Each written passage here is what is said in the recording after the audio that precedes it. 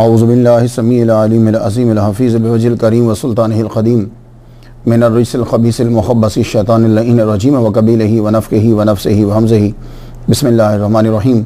तमाम नबियों के सरदार हज़रत मोहम्मद सल्लल्लाहु अलैहि व आलिहि वसल्लम और तमाम मज़ाहिब के सरदार दीन इस्लाम के पैरोकारों, सलामुन अलैकुम।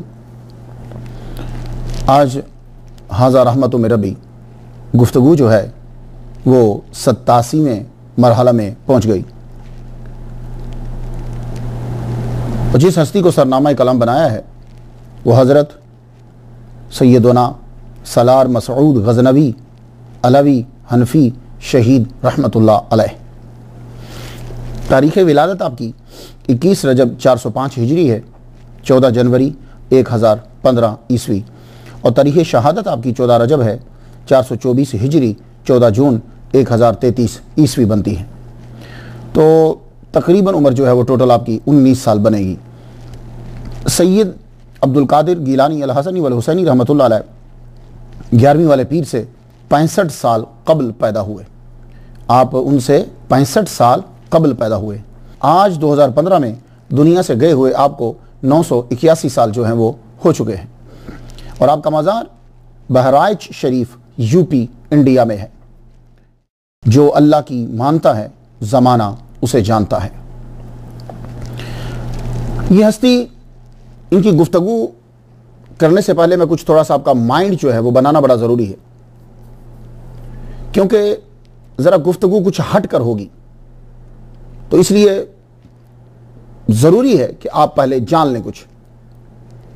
ये जो हस्ती हैं इनके नाना सुल्तान नासिरुद्दीन सुबुक्तगीन हैं और आपके सगे मामू हैं हज़रत सुल्तान महमूद गज़नवी रहमतुल्लाह अलैह। हर आदमी जानता है ये आपके सगे मामू हैं। और आपके ननिहाल का शजरा जो है ये नौशेरवां आदिल से जाकर मिलता है, जिनके बारे में आज गुफ्तगू करने लगा हूं। पहले ज़रा ज़हन तैयार कर लीजिए। वालिद की तरफ से आपका शजरा नस्ब जो है वो हज़रत अली के बेटे इमाम मोहम्मद बिन हनफिया से जाकर मिलता है। होना चाहिए था मोहम्मद बिन अली, यह हनफिया क्यों है? आप अपने कबीले की निस्बत से मशहूर हुए। बात को समझ में आ गई? अक्सर लोग एतराज़ करते हैं कि वो ये मौला अली के बेटे हैं तो मोहम्मद बिन अली क्यों नहीं? तो वो अपने कबीले की वजह से, हनफिया कबीला है। हिंदुस्तान के अंदर सलार मसूद गाजी रहमतुल्लाह अलैह, इनको हिंदू भी और मुसलमान दोनों बड़ी अकीदत की निगाह से देखते हैं, सियासतदान छोड़कर। ये जो हस्ती है इनके बारे में शाह आलम रहमतुल्लाह अलैह ने, मैं इन पे भी तकरीर कर चुका हूं। शाह आलम रहमतुल्लाह अलैह ने फरमाया कि अक्सर रूहानी मसाइल के लिए मैं ख्वाजा अजमेर रहमतुल्लाह अलैह की तरफ रजू करता था, उनकी रूह की तरफ रुजू करता था। तो आप मुझे हजरत सलार मसूद अलवी शहीद रहमतुल्लाह अलैह की तरफ इशारा फरमाते। तो फिर जब भी आप उनकी रूहानियत की तरफ मुतवज्जे होते तो कहते हैं कि मसाइल मेरे जो हैं वो हल हो जाते। तो शाह आलम रहमतुल्लाह अलैह के रूहानी मसाइल जो है वो मसूद अलवी गाजी रहमतुल्लाह अलैह की रूह की जानिब मुतवज्जे होने से हल होते थे। मैं बता लूं ना कि किस हस्ती के बारे में गुफ्तगू आज हमारी है। मखदूम शरफुद्दीन यहया मुनीरी रहमतुल्लाह अलैह से उनके एक मुरीद ने सवाल किया कि मसूद सलार मसूद गाजी रहमतुल्लाह अलैह, इनसे हिंदू और मुस्लिम दोनों प्यार करते। तो आपने बड़ा गजब का जवाब दिया। फरमाने लगे, देखो अपनी प्यारी शय जो थी, जान इंसान को अजीज होती है। अपनी जान बचाने के लिए इंसान कितने जतन करता है, कितने काम करता है। तो सलार मसूद गाजी रहमतुल्लाह अलैह ने अपनी जान अल्लाह ताला को दे दी, तो क्यों ना प्यार करें उनसे सब लोग। ये आपने जवाब दिया। तो फरमाने लगे कि अल्लाह ने उनको वो तसर्रुफ अता फरमाया है कि जब चाहें जहां चाहें अपने चाहने वालों को नवाजते। यह शरफुद्दीन यहया मुनीरी रहमतुल्लाह अलैह का जुमला है कि सलार मसूद गाजी रहमतुल्लाह अलैह जब चाहें जहां चाहें अपने चाहने वालों को नवाजते। अब पीर सैयद सुल्तान रहमतुल्लाह अलैह का मुशाहिदा सुन लीजिए, ताकि बात जो है ना वो दलील के साथ साबित हो जाए। आपके मलफूजात में मरकूम है कि आपने बाबा फरीदुद्दीन गंज शक्कर रहमतुल्लाह अलैह के पोते शेख अलाउद्दीन रहमतुल्लाह अलैह के कहने पर 12 साल ख्वाजा कुतुबुद्दीन बख्तियार काकी रहमतुल्लाह अलैह के करीब जो कब्रिस्तान है वहां एक कब्र बनी हुई थी, वहां बैठकर आपने 12 साल गुजार दिए। लेकिन जिस मकाम पर आप जाना चाहते थे उस मकाम पर नहीं पहुंच पा रहे थे। यह मतलब नहीं कि आपको कुछ मिला नहीं है। अल्लाह ताला की इबादत तो आदमी एक लम्हा करे तो बहुत कुछ मिल जाता है। आप जिस मकाम को हासिल करना चाहते थे वो मकाम नहीं मिला, तो एक दिन उसी जो कब्र नुमा जगह थी उससे बाहर बैठे हुए हैं आप, एक आदमी आपके सामने से गुजरा। तो आदमी आपके सामने से गुजरा, वो कोढ़ी था, उसका जिस्म जो है वो खराब हो चुका हुआ था, ये स्किन जो है ना वो खराब हो चुकी थी। वो बेचारा जा रहा है और रो रहा है। सामने की समझ से एक घुड़सवार आए, उसके साथ उन्होंने मारना शुरू कर दिया। वो जो घोड़े को मारा, मारते जा रहे, मारते जा रहे, मारते जा रहे, मारते जा रहे, वो मार खाता खाता गिर गया और आफरीन वो भी आगे से कुछ नहीं बोल रहा। लेकिन पीर सैयद सुल्तान रहमतुल्लाह अलैह कहते हैं कि मैं बड़ा हैरान हुआ कि वो जू जू उसे मारते हैं उसकी वो स्किन ठीक होती जा रही है, और जब वो मारकर रुक गए तो वो आदमी एकदम से बिल्कुल शिफायाब हो गया, ठीक हो गया। और जब वो जाने लगे तो मैं पीछे दौड़ा, वो घुड़सवार जब वो जाने लगे तो मैं पीछे दौड़ा। जब मैं पीछे दौड़ा तो मैंने कहा हुजूर आप कौन हैं, बताते तो जाइए। तो फरमाने लगे मुझे लोग सलार मसूद कहते हैं। हाय हाय, हर वली की विलायत की देग में रूहानियत का नमक मेरे हाथ से डलता है। अल्लाहु अकबर जल्ला शान, क्या जुमला है ये। हर वली की विलायत की देग में नमक मेरे हाथ से डलता है। इसके बाद आप बहराज, ये जुमला जब सुनिए वो तो बहराज की तरफ रवाना हो गए। तो फरमाते हैं कि 12 साल मैंने वहां जो गुजारे, उसके बाद फिर मैं वहां से उठा और आपकी खानकाह में पहुंचा, आपके दरबार पे पहुंचा, बहराज शरीफ में। वहां जाकर मैंने एक बहुत अरसा फिर मैंने कयाम किया, तो अल्लाह ताला ने मुझे उनके सदके से वो मकाम अता फरमा दिया जिस मकाम पे मैं जाना चाहता था। अब सुन लीजिए हजरत मीर सैयद अली कव्वाम रहमतुल्लाह अलैह का जुमला। आपने अपने खलीफा हजरत शाह मूसा रहमतुल्लाह अलैह को वसीयत फरमाई कि अल्लाह का कुर्ब हासिल करने के लिए सलार मसूद शहीद रहमतुल्लाह की रूहानियत की तरफ तवज्जो करो, इन्हें अपना इमाम जानो, औलिया कराम आपकी रूह से फैज पाते हैं। सुल्तान मोहम्मद तुगलक, नाम तो आपने सुना होगा इनका। इस बादशाह ने बांगर मियों से वापसी पर सरकार सलार मसूद गाजी के दरबार पर हाजिरी दी और खुदाम की नजर बोसा नजराना किया। सुल्तान फिरोज शाह तुगलक, इस बादशाह का बड़ा अरसा जो है वो बहराज शरीफ में गुजरा है, मुजावरी में, बल्कि सिर्फ ये नहीं कि मुजावरी में गुजरा। बहुत सी अमारात तमीर करवाई, इहाता सैयद सलार, जंजीरी गेट, नाल दरवाजा, हजरत रजब सलार का मजार, महफिल खाना। अब इसकी अकीदत की वजह क्या थी? मसला ये कि ये सुल्तान फिरोज शाह तुगलक की अकीदत क्यों थी सलार मसूद गाजी रहमतुल्लाह अलैह से?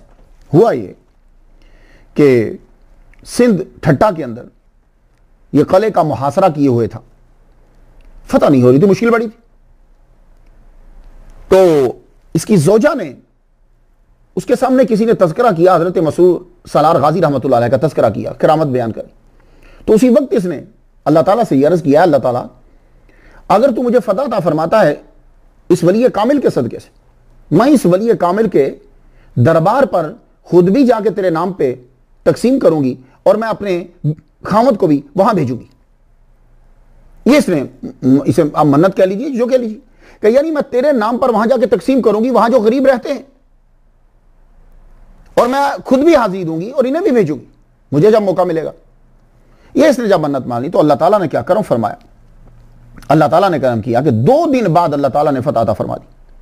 काफी अरसा गुजरा, काफी अरसा जो है वो गुजरा। यहां मैं एक बात अर्ज करता हूं, कुछ लोग ये कहते हैं कि जी फलां के वसीले से जो है वो दुआ मांगी जाए, तो ये नहीं करना चाहिए, अल्लाह ताला तू कर दे। तो भाई देखिए ये कोई इस्लाम के खिलाफ नहीं है। हुजूर सल्लल्लाहु अलैहि वसल्लम के वसीला से हुजूर की आमद से पहले लोग जो है वो फतह मांगा करते थे। वकानु मिन कब्लु यस्तफ्तिहूना अलल्लज़ीना कफरू, कुरान मजीद में है ना। अब ये आयत कोई नहीं पढ़ता, वकानु मिन कब्लु यस्तफ्तिहूना अलल्लज़ीना कफरू। हुजूर सल्लल्लाहु अलैहि वसल्लम के वसीले से माया अल्लाह जो नबी आने वाला है उसके सदके से हमें फतह दे दे, तो अल्लाह फतह देता था। ये मुशरिकों को अल्लाह ताला ने फतह दे दी थी, किसके सदके से? हजरत मोहम्मद सल्लल्लाहु अलैहि वसल्लम की आमद से 55 दिन कबल ये खाना काबा जो बचा था, क्योंकि इन सारी हुजूर की पूरे खानदान ने गुलाम बन जाना था, तो वो भी तो हुजूर के सदके से हुआ। तो ये सदके से अल्लाह ताला करम फरमाता है। अब फिर देखिए हजरत उमर रज़ी अल्लाह ताला अन्हु हुजूर सल्लल्लाहु अलैहि वसल्लम के चचा के सदके से दुआ मांगते थे बारिश के लिए। तो ये दुआ जो है वो तो वसीला और सदका जो होता है इससे अल्लाह ताला करम फरमाते हैं। आप कुरान मजीद पढ़ लीजिए। अब देखिए हजरत याकूब अलैहिस्सलाम की आंखों को अल्लाह ताला डायरेक्ट भी ठीक कर सकता था, आप दुआ करते तो डायरेक्ट ठीक हो जाते, लेकिन आपने अपना कुर्ता भेजा, उस कुर्ते के वसीले से जो है अल्लाह ताला ने शिफा अता फरमाई। तो ये सदका और वसीले से अल्लाह ताला करो। क्यों? ये नहीं है कि अल्लाह ताला मजबूर है। अब मसला ये होता है कि लोग एकदम से पीक पे पहुंच जाते हैं। अल्लाह इस बात पे मजबूर नहीं है कि कोई वसीला होगा तो वो शिफा देगा, लेकिन वो अपने बंदों के मकाम को और दर्जे को वाजे करने के लिए वसीले के जरिए से काम कर देता है ताकि मेरे बंदे की इज्जत बढ़ जाए। अब आप देख लीजिए कुरान मजीद के अंदर खुद उसने मेंशन किया है, इज़हाबू बेकमीसी हाजा फालकू अला वजह अबी यात बसीरा, मेरे अब्बा के चेहरे पे जाके डाल देना इज़हाबू बेकमीसी हाजा, ये मेरा जुब्बा, ये मेरी कमीज, ये मेरा शर्ट, ये जाके डाल दीजिए। तो इसी तरह हजरत अय्यूब अलैहिस्सलाम है, अल्लाह ताला वैसे भी तो शिफा देता है ना, अल्लाह ही तो शिफा देता है, लेकिन उरकुद बिरिजलिक हाजा मुख्तसलन बारिदुन व शराब, आप अपनी एड़ी लगाओ और वहां से पानी निकलेगा उसे पी लीजिएगा। मैं उस जगह पे गया, उस पानी से मैंने वुजू किया, पानी मैंने वो पिया, उरकुद बिरिजलिक हाजा मुख्तसलन बारिदुन व शराब। तो अल्लाह वैसे भी तो शिफा दे सकता है, एड़ी लगवाकर पानी निकलवाकर पिलाकर, फिर क्यों शिफा दे रहा? तो ये एक बात याद रखिए प्लीज कि अल्लाह ताला जो है वो अपने बंदों, ये कोई नाउज़ुबिल्लाह बुत नहीं है, मुशरिक नहीं है। आप इन लोगों से दुश्मनी क्यों कर रहे हो? बुतों से दोस्ती कर रहे हो और उसके दोस्तों से दुश्मनी कर रहे हो, ये क्या किस किस्म का इस्लाम है? तो जब सुल्तान फिरोज शाह तुगलक की जोजा ने यह कहा कि अल्लाह इनके सदके से तू शिफा फतह दे दे, मैं हाजिरी दूंगी और वहां के मस्कीनों को तेरे नाम पे खिलाऊंगी, सवाब उसका जो है वो इनको, तो अल्लाह ताला ने शिफा 2 दिन के बाद दे दी। तो काफी अरसा उसके बाद गुजर गया। आपको पता है जब हम मुश्किल में होते हैं तो हम एक चीज तस्लीम कर लेते हैं कि हम ऐसा करेंगे, बाद में हम भूल जाते हैं। तो सलार मसूद गाजी रहमतुल्लाह अलैह खुद सुल्तान फिरोज शाह तुगलक की ख्वाब में आए। ख्वाब में जब आते हैं तो आपने उसके चेहरे पर हाथ फेरा और हाथ फेरने के बाद कहने लगे कुछ आगे का भी कर लो, बुढ़ापा आ रहा है। तो अब वो हाजिरी के लिए वहां पहुंचा। तो सुल्तान फिरोज शाह तुगलक ने जो मजावरी इख्तियार की थी वो इस वजह से, वहां जो इतनी तमीरात उसने की। अब एक और मिसाल तो सुनते जाइए। गुफ्तगू आगे बढ़ाने से पहले मैं चाहता हूं कि ताकि एक जहन जो है वो बन जाए, क्योंकि काफी एतराजात आपके माइंड के अंदर उठेंगे। तो मैं ये चाहता हूं कि पहले एक जमीन, हर चीज के लिए मकान बनाने के लिए फाउंडेशन की जरूरत होती है, इसी तरह लेक्चर भी जो है वो एक इमारत होती है। मुफ्ती शाबान अली नईमी बलरामपुरी आप फरमाते हैं 1992 में, ये 1992 का वाकया, 1992 का वाकया है। कहते हैं कि मेरी बेटी मोहम्मद उर्फ खालिदा रिफात उम्र 5 साल और बेटे मोहम्मद सईद, ये दोनों छत पर खेल रहे थे, मेरे सामने खेल रहे थे, खेलते खेलते गिर गए। छत से ये जब गिरे तो सईद तो ठीक हो गया, 15-20 दिन लगे, उसे अल्लाह ने शिफा दे दी, मगर मेरी बच्ची को रोग लग गया, क्योंकि वो जब गिरी तो उसके सर पर चोट आई। वो रोग क्या लग गया कि वो खेलते खेलते गिर जाती और गिरते ही बेहोश हो जाती, बड़ी देर के बाद उसे होश आता। मैं बहुत परेशान रहने लगा कि डॉक्टर से भी ठीक नहीं हो पा रहे, दवाई से भी नहीं। तो किसी ने सलार मसूद गाजी रहमतुल्लाह अलैह का तज़किरा मेरे सामने किया, तो मैंने फिर अल्लाह ताला की बारगाह में अर्ज की, क्या अल्लाह पाक, मैं वहां फातिहा पढ़ूंगा, जाके मैं हाजिरी दूंगा, उनके सदके से अल्लाह पाक मुझे शिफा अता फरमा दे। तो ये बात याद रखिएगा, शिफा अल्लाह ही देता है। अब वो बीच में गोली हो, वली कामिल हो, पानी हो, कमीज हो, दुआबे दहन हो, शर्ट हो, जो भी हो, अगर कोई आदमी दवाई खा रहा है वहां वो एतराज नहीं कर रहा, तो मुझे ये नहीं समझ आती कि वो वली कामिल की वजह से क्यों एतराज कर रहा है। तो अगर सर दर्द की एडविल ले रहे हैं आप, टेनॉल ले रहे हैं आप, दवाई खा रहे हैं आप, तो दवाई वसीला बनी। तो एक आदमी को अगर अल्लाह पाक जो है वो शिफा दे रहा है, तो अब दवाई की जगह पे वो आदमी, वो अल्लाह का वली, वो अल्लाह का दोस्त है, वो महबूब है, उसने जान दी है, वो बीच में आ रहा है, दवाई हट गई है, वो आ गया, तो बात तो एक ही है ना। तो बड़ी ताज्जुब की बात है कि दवाई पर हमारा मुकम्मल यकीन है, वहां शिरक नहीं हो रहा, और अगर एक आदमी बीच में आता है जो अल्लाह का बंदा है, तो हम कहते हैं कि अल्लाह ताला इसके जरिए से शिफा अता फरमा दे। और क्योंकि अल्लाह ताला ने उनसे वादा किया है कि इन सालानी लाउतियन्नाहु, अगर ये मुझसे सवाल करेंगे मैं जवाब जरूर बर जरूर दूंगा। तो जब अब मुफ्ती शाबान अली नईमी बलरामपुरी जो है, जब उन्होंने ये कहा, मुफ्ती है भाई, आम आदमी तो नहीं है, नहीं भी है, तो फरमाते हैं कि मैं फिर क्या हुआ कि मैं अपनी बेटी को लेकर चला गया। मैं जब वहां पहुंचा, अंदर जब मैं दरबार में दाखिल होने लगा तो किसी के हाथ से तेल गिरा हुआ था, होता ना दिए में डालते हैं, वो तेल गिरा हुआ। तो मेरी बेटी जो है वो उसके ऊपर से फिसल गई, स्लिप हुई। तो स्लिप होते ही जाते ही गिरी तो सर उसका लगा मसूद सलार गाजी रहमतुल्लाह अलैह की कब्र के ऊपर जाके लगा। वो चोट लगना थी, वो फिर बेहोश हो गई। तो मुफ्ती शाबान अली नईमी बलरामपुरी कहते हैं, कहने लगे मैं वहीं रोने लग गया। मैंने कहा देखा आपने, बस ये इसी तरह गिरती है, गिर जाती है तो बेहोश हो जाती। आप अल्लाह से दुआ करो ना कि अल्लाह ताला मेरी बेटी को शिफा अता फरमा। तो अब अल्लाह ताला क्या करता है कि अल्लाह ताला उस बंदे के मकाम को बढ़ाना चाहता है। ये बुतों के मकाम को नहीं बढ़ाता, वो अल्लाह ताला अपने नेक बंदों के मकाम को बढ़ाता है। तो अल्लाह ताला ने आपकी दुआ को जो है वो कबूल किया, बच्ची जो है वो होश में आई। तो मुफ्ती शाबान अली नईमी फरमाते हैं कि ये इसके बाद फिर मेरी बेटी कभी गिरी नहीं खेलते खेलते और ना कभी बेहोश हुई। अल्लाह अकबर जल्ला शान। तो ये वो वली कामिल हैं मसूद सलार गाजी रहमतुल्लाह अलैह कि आपने जिहाद अकबर और असगर दोनों किए। ये बात याद रखिए, अक्सर औलिया कराम जिहाद अकबर करते हैं, जिहाद असगर का उन्हें मौका नहीं मिलता। ये नहीं है कि वो उसके मुखालिफ होते हैं, वो जिहाद अकबर में रहते। तो ये वली कामिल, आइए अब गुफ्तगू आगे बढ़ाते हैं। मकाम कुछ समझ लिया आपने, गुफ्तगू मैं आगे बढ़ाना चाहता हूं, लेकिन मैं तौहीद बयान किए आगे कैसे जा सकता हूं, और फिर वो मखसूस चेन बयान किए कि मैं कैसे आगे जा सकता हूं। मेरी तो वो जान है वो चेन। तो समाप्त कर लीजिए, फिर आगे गुफ्तगू बढ़ा लेते हैं। इमाम रिज़ा अलैहिस्सलाम बयान करते हैं मूसा काज़िम से, अपने वालिद ग्रामी से, और मूसा काज़िम बयान करते हैं इमाम जाफ़र सादिक से, वो बयान करते हैं इमाम अल बाकिर से, वो बयान करते हैं इमाम ज़ैनुल आबिदीन से, वो बयान करते हैं इमाम हुसैन से, वो बयान करते हैं मौला अली से। और उन्होंने हुज़ूर सल्लल्लाहु अलैहि वसल्लम से सुना कि अल्लाह फरमाता है, तो गोया कि आप हदीस कुदसी भी कह सकते हैं, इन्नी अनल्लाह ला इलाहा इल्ला अना फअबुदनी मन जानी मिनकुम बिशहादतिन अल्लाह इलाहा इल्लल्लाह बिखिलासिन दखल फी हिस्नी व मन दखल फी हिस्नी आमन मिन अज़ाबी। मैं अल्लाह पाक, चूंकि हदीस कुदसी है ना, तो रावी मोहम्मद मुस्तफ़ा सल्लल्लाहु अलैहि वसल्लम है कि मैं मेरे सिवा कोई मबूद नहीं और मेरी ही पूजा करो। मन जानी मिन, जो तुम में से ये गवाही लाता है कि अल्लाह के सिवा कोई मबूद नहीं, और ये गवाही खुलूस के साथ होनी चाहिए, इसमें खुलूस हो, तो वो मेरे कला में दाखिल हो गया, और जो मेरे कला में दाखिल हुआ वो मेरे अजाब से महफूज हो गया। अल्लाह ताला सबको तौहीद पर मोड़ दे। आइए गुफ्तगू आगे बढ़ाते हैं। और हमारी गुफ्तगू का पहला जो इंपॉर्टेंट हिस्सा होता है, आज थोड़ा सा मैंने चेंज किया है, थोड़ा सा चेंज किया है। हमारी गुफ्तगू का जो हिस्सा होता है वो पहले होता है हम नाम पे गुफ्तगू कर लेते हैं। उस नाम के अंदर भी हमें बहुत सारी चीजें मिल जाती हैं, मकाम मिल जाता है, सिफात मिल जाती हैं। आपके नाम में जो बेहतरीन चीज, पहले जो नई चीज आती है वो सालार है। ये सालार, ये फारसी जुबान का लफ्ज है। इसका माना होता है सरदार, इसका माना होता है अफसर, इसका माना होता है रहनुमा, यानी लीडर भी है, बॉस भी है, और सरदार जो है, सरदार किसी भी माना में आ जाए।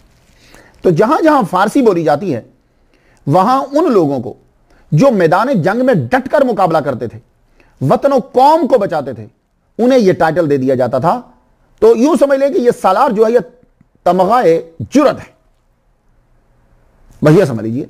यह फारसी इलाकों के अंदर, वहां जैसे बहुत सारे औलिया कराम हैं और बहुत सारे खानदान हैं कि जिनको सलार का टाइटल दिया गया, कि जिन लोगों ने क्या किया कि जब तातारी हमला करते थे तो वो खानदान जो है वो आगे बढ़कर अपनी जान कुर्बान करने के लिए निकल पड़ता था, तो उसको फिर कौम सालार का टाइटल दे देती। तो ये भी, ये जो सालार है, इसका इनके खानदान में भी ज्यादातर जो लोग हैं वो फौज के अंदर शामिल है। और यूं भी आप समझ सकते हैं कि सालार का टाइटल, जैसे आजकल कमांडर का टाइटल दिया जाता है, ऐसे ही सालार का टाइटल होता है। तो ये सालार जो है वो आपके खानदान को बहादुरी के तौर पर अता हुआ। मसऊद, ये अरबी है और इसका माना होता है नेक बख्त। गजनवी, ये गजनवी जो है इसका माना अफगानिस्तान के शहर गजनी का रहने वाला। वैसे गजनवी जो है यह किनाया है। जब गजनवी कहा जाता है तो जहन में एक ही चीज आती है, हजरत सुल्तान महमूद गजनवी रहमतुल्लाह अलैह। एक ही हस्ती जो है, कुछ लफ्ज ऐसे होते हैं कि वो नाम के बराबर हो जाते हैं। गौस पाक फौरन नाम जाएगा, हालांकि बहुत से औलिया का टाइटल है ये, लेकिन जब गौस पाक बोलेंगे फौरन अब्दुल कादर गिलानी। तो इसी तरह गजनवी जो है, जब आप बोलेंगे फौरन गजनवी मशहूर हुआ हमारे जहनों के, पाकिस्तानियों के जहन के अंदर, इंडिया के लोग, वो गजनवी हजरत सुल्तान महमूद गजनवी, जो मामू लगते हैं सलार मसूद गजनवी रहमतुल्लाह अलैह के। अलवी, आपके नाम के साथ अलवी आता है। ये अलवी कौन होते हैं? ये अलवी जितने हैं इनकी आगे मुख्तलिफ शाखें हैं, अवान भी इन्हीं की शाख है। अलवी उसे कहते हैं कि जो हजरत मौला अली शेर खुदा रदी अल्लाह ताला अन्हु के बेटे हैं, लेकिन बीबी फातिमा से नहीं। एक बात मुझे और बताइए, शाह वजीहुद्दीन रहमतुल्लाह अलैह, वो भी सैयद हैं, उनके खानदान से एक फर्द हैं, उन्होंने मुझे कॉल की इंडिया से, क्योंकि कुछ बातें ऐसी होती हैं कि मैं जो है वो किताबों से पढ़ता हूं और अपनी अकल से सोचता हूं, तो ना सारी किताबें मेरे पास हैं ना सारी अकल मेरे पास है, तो कहीं ना कहीं कोई ना कोई बात तो रह जाएगी।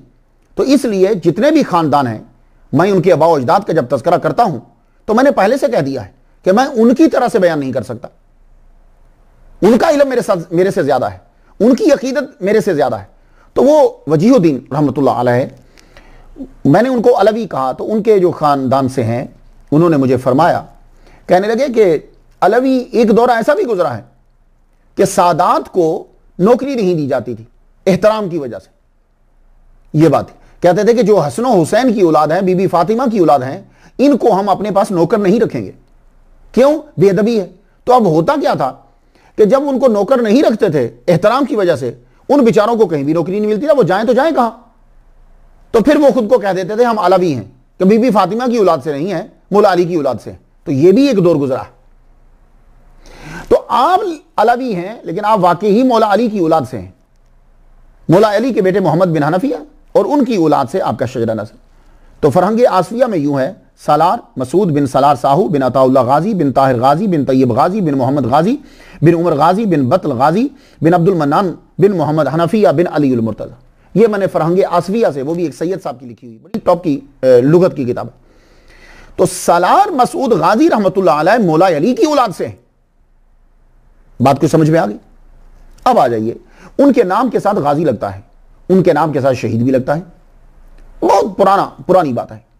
मैं लाहौर से अपने घर से तकरीर करने के लिए जाता था, गाड़ी में मैं बैठा तो एक साहब ने पीछे से आवाज दी, भाई ये कैसे हो सकता है कि गाजी इल्म दीन शहीद, गाजी भी है और शहीद भी है, गाजी भी है और शहीद है। तो सेम चीज जो है वो यहां आ रही है।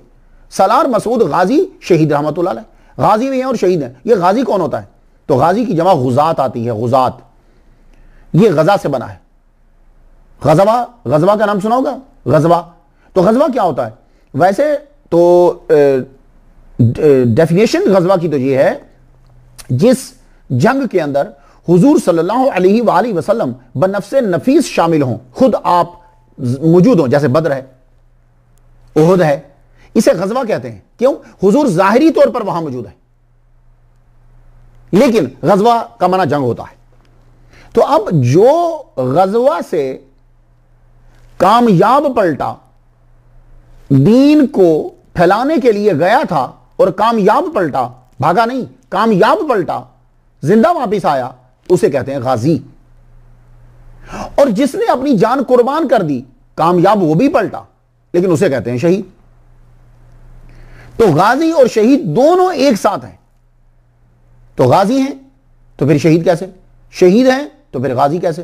तो गाजी जो होता है यह पहला है, शहीद जो है यह आखिरी मर्तबा है। मेरी बात आप समझ रहे हैं? तो ऐसा नहीं है कि जो शहीद होगा, जिसके पास आखिरी मर्तबा होगा, जिसने एमए किया वो मैट्रिक नहीं है, वो मैट्रिक का नॉलेज भी रखता है जिसके पास एमए का नॉलेज है। तो सादा लफ्जों में मैं ये बता दूं कि जो गाजी उसे कहते हैं जो मैदान से वापस आ जाए, और शहीद उसे कहते हैं कि जो जिहाद में जान दे दे, अल्लाह के नाम पे कुछ जान कुर्बान कर दे। अब आपको गाजी किस तरह कहते हैं? मुल्तान में हमला हुआ आपके ऊपर, आप कामयाब लौटे। सिंध में आप पर हमला हुआ, वार जंग हुई, आप कामयाब लौटे। सोमनाथ में जंग लड़ी गई, आप कामयाब लौटे। दिल्ली में मार्का हुआ, आप कामयाब लौटे। तो अब इन मार्कों से, जब इन जंगों से आप कामयाब लौटे, तो आपका टाइटल हो गया गाजी। और शहीद इसलिए लिखा जाता है कि आखिरी हमला 21 राजाओं ने मिलकर आप पर किया और बहराइच में आप शहीद हो गए, इसलिए आपको शहीद कहा जाता है। बात कुछ समझ में आ जाएगी? आप अगर जी ये गाजी हैं तो शहीद कैसे? शहीद हैं तो गाजी नहीं। गाजी लौटे कई हमलों से और आखिरी में जाके शहीद हो गए। और गाजी आपके नाम के साथ एक और वजह भी है कि आपके नाम के साथ गाजी क्यों लगता है, उसकी वो वजह भी मैं आपको बता देता हूं। वो वजह यह है कि जब आप इनका शजरा पढ़ेंगे तो आपको हर नाम के साथ जो है वो गाजी का टाइटल मिल रहा है। अब इसकी कई वजूहात हो सकती हैं। यह भी हो सकता है कि आपके खानदान का हर फर्द मैदान में लड़ा और वापस आया, एक। दूसरी वजह यह हो सकती है कि जब सरबराह को टाइटल मिल जाता है तो वो आगे नस्ल के अंदर भी वो टाइटल चलता आता है, यह भी हो सकती है। लेकिन वो पहली वजह बड़ी मजबूत है कि आपके खानदान का हर फर्द जो है वो मैदान का गाजी है। ये जबरदस्त है, अली की औलाद है भाई। यहां मैं एक बात कर देना चाहता हूं, इंडिया, आज का इंडिया बड़ा अजीम इंडिया है, अखंड भारत, बहुत बड़ी जमहूरियत है इंडिया जो है। इतनी पाकिस्तान ने जमहूरियत में और वतन से मोहब्बत में पाकिस्तान ने इतनी तरक्की नहीं की जितनी इन दोनों चीजों में इंडिया ने तरक्की की। लेकिन मैं एक बात कर देना चाहता हूं, हो सकता है कि सलार मसूद गाजी रहमतुल्लाह अलैह की तकरीर को सुनते हुए कुछ बंदे जो हैं वो इंडिया के इख्तलाफ करें, ज्यादातर सियासतदानी करेंगे। लेकिन इस जिम्मन में मैं ये बात करना चाहता हूं कि वो जब महमूद गजनवी रहमतुल्लाह अलैह या उनके साथियों का नाम सुनते हैं तो गुस्से में आ जाते हैं। तो मैं अर्ज करना चाहूंगा कि आज के इंडिया में और उस दौर के हिंदुस्तान के अंदर बड़ा फर्क है। उस दौर का जो हिंदुस्तान था वो आज के दौर जैसा तरक्की याफ्ता नहीं था। उसमें हर राजा की जो अपनी स्टेट होती थी, रियासत होती थी, वो एक मुल्क होता था। तो इसलिए उस दौर के मामलात को लेकर आज के दौर के ऊपर लागू करना ये एक अजीब सा हो जाएगा, ये नुकसान देगा। मैं इतनी अथॉरिटी तो नहीं रखता कि मैं सियासत के ऊपर गुफ्तगू करूं, लेकिन मैं ये बताना चाहता हूं, इसको सब लोग तस्लीम करेंगे कि आज के हिंदुस्तान में, आज का तरक्की याफ्ता दुनिया की बहुत बड़ी जमहूरियत, और अगर ये इसलिए एतराज करें किसी बंदे के ऊपर कि फलां ने हमारे ऊपर हमला किया है, तो फिर तो इंडिया के ऊपर कई लोगों ने हमला किया है, बल्कि हमले पे हमले होते रहे। खुद राजाओं ने एक दूसरे राजा के ऊपर हमला किया है। अंग्रेज दौर के अंदर देख लीजिए, अंग्रेजों ने जब हमला किया तो कई रियासतों ने अंग्रेजों का साथ देकर दूसरों पर, राज्यों पर हमला किया। तो क्या उसके अंदर हिंदू लोग नहीं मरे? उसके अंदर भी हिंदू लोग मरे। तो आज की जो अजीम जमहूरियत है हिंदुस्तान, इंडिया जो है, वो पुराने दौर में ऐसा नहीं था। पुराने दौर में जो राजा है वो एक मुल्क है, अब उसकी मर्जी है कि वह दूसरे से इल्हाक करे ना करे। लेकिन आज की जो जमहूरियत है उसका और है। तो आज की जमहूरियत को लेकर उस दौर में अगर आप वापस चले जाएं, वो जब राजाओं की हुकूमत होती थी, तो यह बड़ा मसला बन जाएगा। इसलिए कि हिंदुस्तान के अंदर मुसलमान और सारी कौमें बड़ी इकट्ठी होकर रह रही हैं। तो सुल्तान महमूद गजनवी रहमतुल्लाह अलैह ने जो इंडिया पर हमला किया है, मैं एक गुजारिश कर देना चाहूंगा, तारीख क्या कहती है या आम लोग क्या कहते हैं, मैं असल चीज आपको बता देना चाहता हूं कि सुल्तान महमूद गजनवी रहमतुल्लाह अलैह ने इंडिया पर पहले हमला नहीं किया ना, उन्होंने पहले हमला नहीं किया। उनके जो वालिद गिरामी, जो नाना है सलार मसूद गजनवी रहमतुल्लाह अलैह के, गाजी रहमतुल्लाह अलैह के जो नाना है, उनके ऊपर सबसे पहले इंडिया के राजा जयपाल ने जाकर 984 में गजनी पर जाकर हमला किया है। यह बात याद रखिए। हां, सुल्तान बुख्तगीन जो हैं, जो सुल्तान महमूद गजनवी के अब्बा हैं, उन पर जाकर राजा जयपाल ने 984 में जाके हिस्ट्री पढ़ लीजिए, यह पहला हमला किया। और जब यह हमला किया तो उस वक्त हालत क्या थी? हालत यह थी कि सुल्तान महमूद गजनवी रहमतुल्लाह के अब्बा जो हैं वो बुखारा में फंसे हुए थे और बेटे को घेर रखा था डाकुओं ने और बागियों ने नेशापुर के अंदर। तो यानी बेटा सुल्तान महमूद गजनवी नेशापुर में फंसे हुए हैं और बुखारा में उनके अब्बा फंसे हुए हैं, और यहां से इंडिया से राजा जयपाल ने हुकूमत हमला कर दिया गजनी में जाकर। अब उनको बुखारा छोड़कर, वो जंग छोड़कर वापस पलटना पड़ा अपनी सल्तनत को बचाने के लिए। यह पहला हमला है। अब आप बता दीजिए, फैसला आपके हाथ छोड़ता हूं मैं। लेकिन फिर भी सुल्तान महमूद गजनवी रहमतुल्लाह के अब्बा ने फिर भी मुसलमानों वाला काम किया। वो क्या काम किया कि बावजूद इस बात के कि राजा जयपाल हार गया, गिरफ्तार हुआ, आपने छोड़ दिया, उसको छोड़ दिया, कहा जाओ ठीक है, जाओ चले जाओ। लेकिन उसने रिहाई पाने के बाद फिर राजाओं को मिलाकर दूसरी बार फिर हमला कर दिया। अब पहले तारीख को सुन लीजिए प्लीज। दूसरी बार फिर हमला कर दिया। जब दूसरी बार हमला करा है तो अब की बार सुल्तान महमूद गजनवी रहमतुल्लाह अलैह के अब्बा ने पेशावर को कब्जे में ले लिया।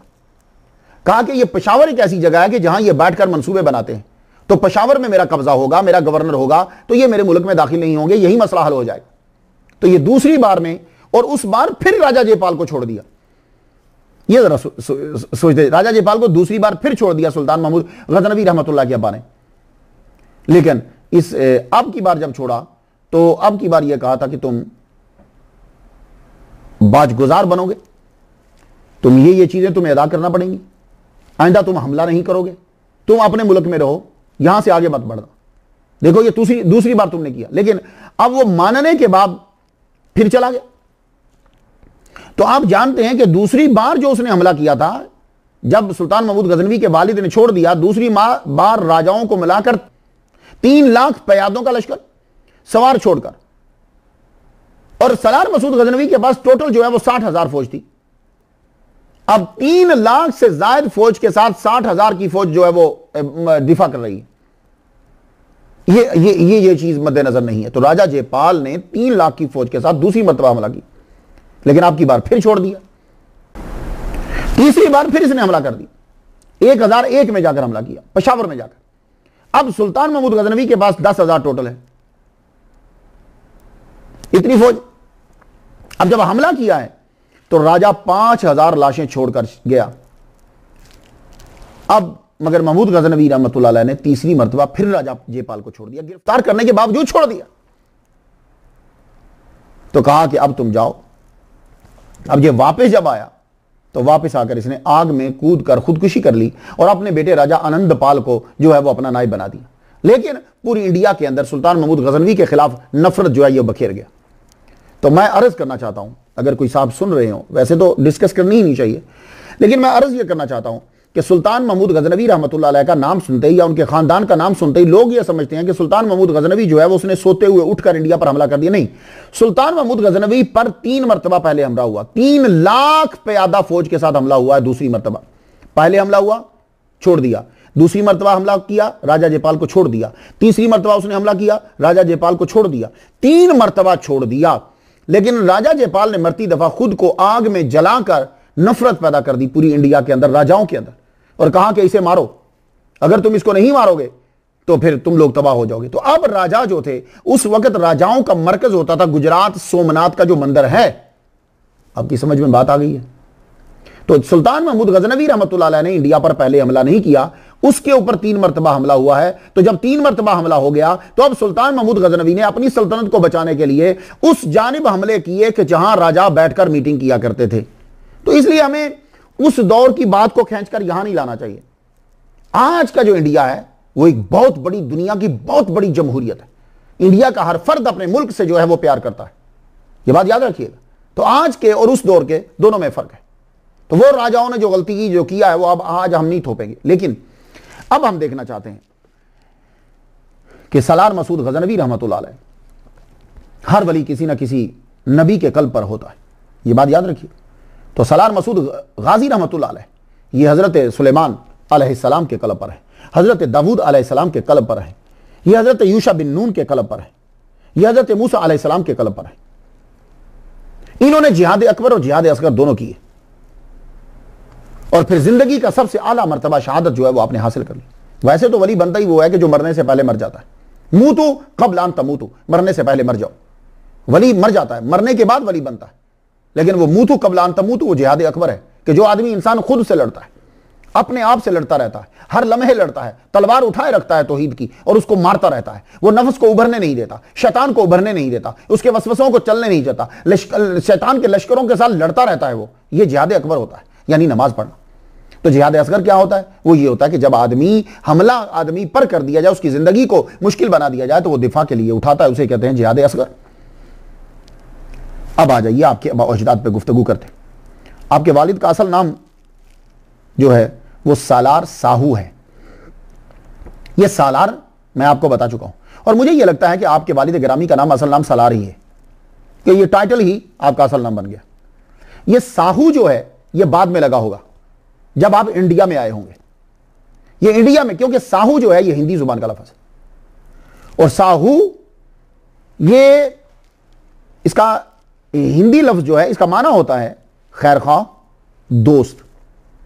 तो सालार मसूद गाजी रहमतुल्लाह अलैह के अब्बा की सखावत जब लोगों ने देखी तो आपको साहू का नाम दिया। जब आपकी खैरखाई देखी लोगों के साथ तो आपको साहू का टाइटल दे दिया। तो मशहूर हो गया किताबों के अंदर सालार साहू रहमतुल्लाह अलैह। ये आपके वालिद गिरामी है। तो सालार साहू गजनवी रहमतुल्लाह अलैह, आप अपनी बात बहादुरी की वजह से मशहूर हुए। तुर्क थे आप लोग, आपका खानदान तुर्की।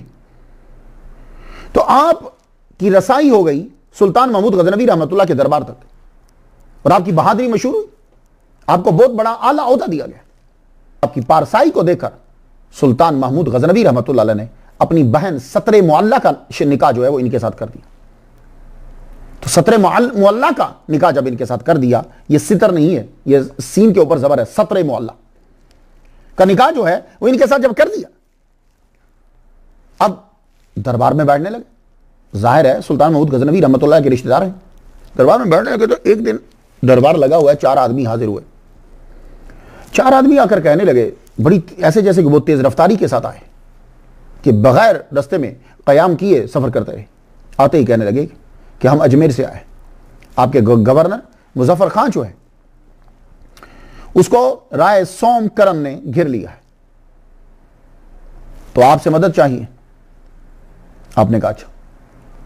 तो अजमेर के अंदर आपका गवर्नर है, उस गवर्नर को घेर लिया राय सोम करम ने, तो क्या कहती है सियासत और क्या कहता है ला? हिफाजत करनी चाहिए। देखिए, मैं आज के इंडिया में रहते हुए आप गुफ्तगू मत कीजिए, उस दौर में चलिए जब 1001 है। आज क्या जा रही है? आज 2015 है, तो मैं 1001 में जाकर गुफ्तगू कीजिएगा। आज का एक अजीम इंडिया है, अजीम जमहूरियत है, तब अजीम जमहूरियत नहीं थी। तो मुजफ्फर खान का जो आपका गवर्नर है उसको राय सोमकरन ने घेर लिया। जब घेर लिया तो आगे जरा समाप्त कीजिए। मौलाना हजरत अल्लामा मोहम्मद अताउल मुस्तफ़ा हबीबी कादरी ने जून 2004 में बहुत जबरदस्त जो है वो किताब लिखी है, शायद ही कम ही इसका गाजी नंबर हो, किसी और ने लिखा हो। आपने बड़ा जबरदस्त लिखा है, इलाहाबाद से छपवाया इन्होंने, जबरदस्त है ये, स्कॉलर भी हैं, राइटर भी गजब के हैं। ये लिखते हैं कि उस वक्त महमूद गजनवी रहमतुल्लाह अलैह ने अपने बहनोई हजरत सलार साहू रहमतुल्लाह को 7000 का लश्कर देकर रवाना कर दिया अजमेर की तरफ कि जाओ जाकर गवर्नर की हिफाजत करो, उसकी मदद करो। तो आप उस वक्त जो राउट होता था ना, जिसको रूट को आप कहते हैं, राउट जो होता था वो ये होता था कि ये पेशावर से जब आते थे ना तो ये लाहौर क्रॉस करते मुल्तान, मुल्तान सिंध ठट्टा, फिर उसके बाद एंटर होते थे। तो आप मुल्तान आए, ठट्टा के रास्ते से अजमेर पहुंचे, ऐसा हमला किया कि राय भेरों और राय सोमकरन भाग निकले। तो आप फिर वापस गजनी नहीं गए। सलार मसूद के अब्बा जो हैं वो सलार साहू रहमतुल्लाह अलैह, ये गजनी दोबारा नहीं गए, आपने अजमेर में ही कयाम कर दिया और अजमेर में रहकर आप तबलीग करने लगे। उस दौर के अंदर जो भी कोई भी आता था, सिर्फ मुबल्लिग ही नहीं, जो भी इस साइड से आता था, मावराउ नहर से आता था या अरब से आता था, और उसकी वो एक मुबल्लिग होता था, खा वो ताजिर हो, खा वो मुबल्लिग ही हो या वो हाकिम हो। उसका मकसद ये होता था कि इस्लाम की सच्चाई जो है वो इन लोगों तक पहुंच जाए, वो इसी मकसद के लिए यहां आया करते। तो हजरत सलार साहू रहमतुल्लाह अलैह फिर दोबारा गजनी नहीं गए, आपने अजमेर को ही अपना मकाम बनाया। अल्लाह अकबर जल्ल शाह, अजमेर को ही अपना ठिकाना बना लिया। जब वहां आप रहने लगे तो सुल्तान महमूद गजनवी रहमतुल्लाह ने आपकी जोजा को बाद में अजमेर रवाना कर दिया। आप शव्वाल 404 हिजरी में सलार साहू रहमतुल्लाह की जोजा और सुल्तान महमूद गजनवी रहमतुल्लाह अलैह की बहन ये अजमेर शरीफ में पहुंच गई। 21 रजब 405 हिजरी को अजमेर के अंदर हजरत सालार मसूद गाजी रहमतुल्लाह अलैह की विलादत हुई। ये विलादत का होना है कि ये इतला जो है वो गजनी के अंदर भी पहुंचाई। महमूद गजनवी को जब मालूम हुआ कि मेरा भांजा पैदा हुआ है, 9 दस्तरखान मिठाई के जो है वो तकसीम किए गए दरबार के अंदर। बहुत से तहाइफ जो है वो अजमेर की तरफ भेजे गए, गरीबों में बहुत से तहाइफ बांटे गए। ये ना सिर्फ गजनी में हुआ बल्कि सलार मसूद गाजी रहमतुल्लाह अलैह की विलादत के मौके पर अजमेर के अंदर भी ऐसा ही हुआ, अजब बांटा गया। अल्लाह अकबर जल्ल शाह। बच्चे ने तलवारों और शाहसवारों के साथ परवरिश पाई। हजरत सुल्तान महमूद गजनवी रहमतुल्लाह अलैह का फिर एक दिन लेटर आता है, खत पहुंचा अपने बहनोई को कि आप राजा कन्नौज को समझाएं। ये डबल एन भी आता है लेकिन आम प्रोनाउंसिएशन एक ही एन बोल जाते हैं, नून, कन्नौज। कन्नौज को समझाएं वो साजिशों से बाज आए, वरना हम खुद आते हैं उसे रोकने के लिए। उसको छोटों की बात जो है वो समझ में नहीं आई, तो महमूद गजनवी फिर खुद तशरीफ लाए। सलार मसूद गाजी के वालिद और गवर्नर मुजफ्फर खान को साथ लिया और कन्नौज के किले को सर कर लिया। महमूद गजनवी वापस जाने लगे तो सलार साहू रहमतुल्लाह अलैह बोले मैं भी साथ चलता हूं, मुझे गजनी जाना है। आपने फरमानी आप यहां रहो और तबलीग करो। तो अजमेर में ही आपका जो है वो कयाम रहा, अजमेर में आप रहे तो अजमेर के अंदर ही परवरिश पाई है सलार मसूद गाजी रहमतुल्लाह अलैह ने। 4 साल 4 माह के जब हुए, शऊर पैदा हुआ, अब रस्म बिस्मिल्लाह हुई, तो तख्ती के ऊपर बिस्मिल्लाह कौन लिखेगा? तो भाई तख्ती पे बिस्मिल्लाह लिखने के लिए आपके अपने लश्कर के अंदर ही एक जबरदस्त सैयदजादे, बीबी फातिमा की औलाद के, माकूल और मनकूल और अस्करी कुव्वत के भी माहिर हैं इल्म के, हजरत सैयद इब्राहिम रहमतुल्लाह अलैह, जिनका ओहदा क्या है, 12 हजारी है अकबर बादशाह की लैंग्वेज के अंदर, क्योंकि मुगलों ने ओहदे यूं बांटा करते थे, 12 हजारी, 10 हजारी, 5 हजारी, ये अंडर में ये ओहदे दिया करते। तो यानी उनका ओहदा जो है वो ये था कि आप उसको अकबर की लैंग्वेज में 12 हजारी कह सकते हैं। यानी इसे भी छोड़िए, कमांडर इन चीफ है पूरी फौज के, सेनापति। आपको उस्ताद मुकर्रर किया गया सलार मसूद गाजी रहमतुल्लाह अलैह का। अब आप देखिए कि एक ही उस्ताद के पास 3 इल्म है, तसव्वुफ, मुरवजा उलूम जो मुसलमानों में पढ़ाए जाते हैं वो, और तलवार चलाना और घुड़सवारी। ये बहुत जबरदस्त ये महारत तामा होती है। शाह सवार मालूम है किसे कहते हैं? चलते हुए दौड़ते हुए घोड़े के ऊपर बैठ जाना, और हम तो रुके घोड़े के ऊपर बैठे तो गिर जाते हैं ना, तो वो चलते हुए घोड़े के ऊपर बैठ जाते हैं। तो अब उस्ताद आपको सिखाने लगे अरबी उलूम, अस्करी उलूम, 11 साल की उम्र तक साथ साथ पढ़ाई भी चलती है, साथ साथ दूसरे काम भी चल रहे हैं।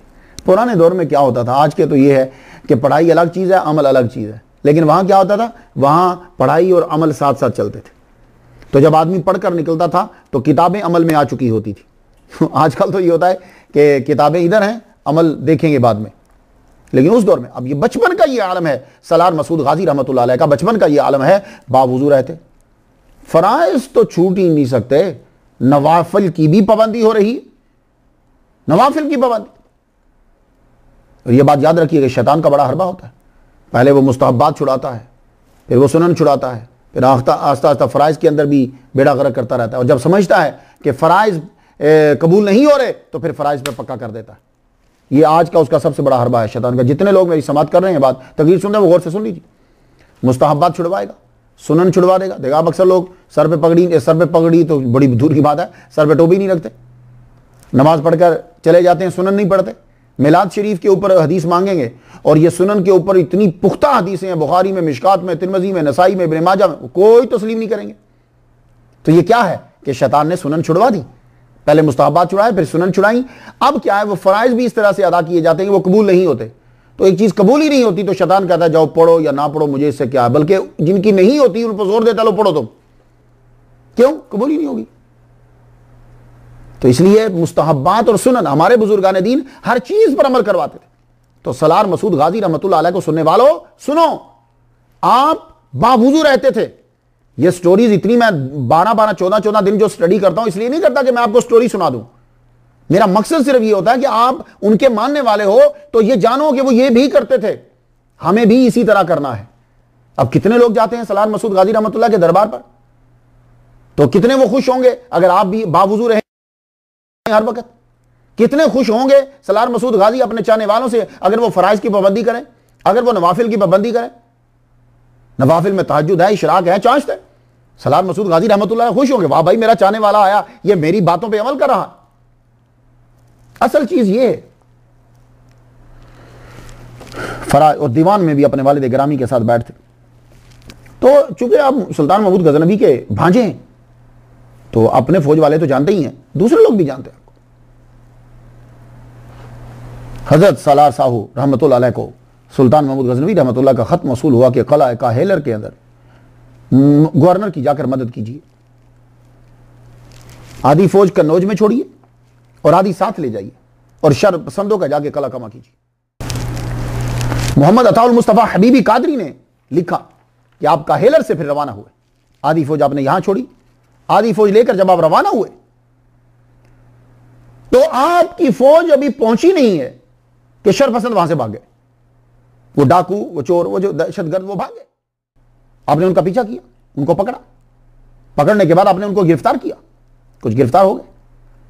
तो वहां की जागीर जो है वो सारी आपको अता कर दी, अजमेर जो है वो उसके हवाले करो और तुम खुद अपने लश्कर के साथ यहां आ जाओ जो तुम्हारी खास जमात है। तो आप जब यहां रहने लगे तो बाकी फैमिली को भी अजमेर से बुला लिया। सलार मसूद गाजी रहमतुल्लाह की वालदा, सत्र मोहल्ला, उस्ताद मोहतरम सैयद इब्राहिम रहमतुल्लाह अलैह और लश्कर सारा वहां पहुंचा। जब आप वहां से चले, क्योंकि आधा लश्कर तो वहां था, तो जब सलार मसूद गाजी, सैयद इब्राहिम और आपकी वालिदा मोहतरमा और कुछ लश्कर, जब आप अजमेर से चल रहे हैं, काहेलर की जानिब आ रहे हैं आप, तो रस्ते में आपके कत्ल की साजिश बना ली गई। वो साजिश क्या की गई कि आपके पूरे लश्कर की दावत की जाएगी। दावत करने के बाद जो है वो खाने के अंदर जहर मिला दिया जाएगा, तो जब फौज खाएगी तो वो खाते ही मर जाएगी, लड़ने की जरूरत ही नहीं। ऐसा ही हुआ। आप जा रहे हैं तो रस्ते में क्या हुआ कि शिव, इसका ताल्लुक गजनी के दरबार के अंदर भी था, ख्वाजा हसन के जरिए से, जो वजीर है, इसने कहा कि मैं चाहता हूं, हम चाहते हैं कि आपके पूरे लश्कर की जियाफत कर दी जाए, मेहमान नवाजी हो। आपने फरमाया नहीं, हम खाना नहीं खाएंगे।